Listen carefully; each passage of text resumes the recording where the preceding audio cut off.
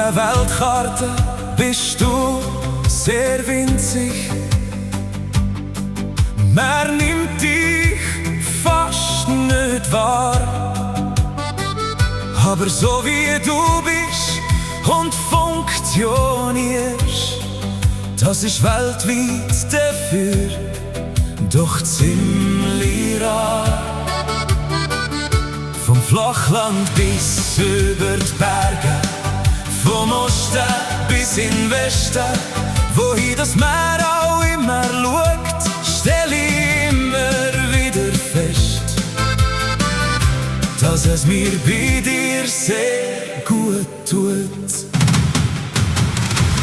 Du bist so schön und wunderbar. Warum ich dich so gern habe, ist mir klar. Wenn's auch nicht immer perfekt ist, bin ich froh, dass du meine Heimat bist. Jeden Samstagmorgen mäht der Nachbar sein Rasen. Wenn etwas brätelt, steigt mir das in die Nase. Wenn ich das Auto mal waschen will, bin ich sicher nie allein. Im Resti auf dem Titlis gibt's nur asiatischen Einheitsbrei. Alle paar Kilometer gilt ein anderes Gesetz. In Grenznähe hängst im ausländischen Netz. Und 4 Sprachen sollte ich dann auch noch können und ganz vergessen. Das Raffen sollte mir jedes Jahr einen Batzen gönnen. Du bist so schön und wunderbar. Warum ich dich so gern habe, ist mir klar. Wenn's auch nicht immer perfekt ist, bin ich froh, dass du meine Heimat bist. Und dann wird ich wieder einmal in Schnee.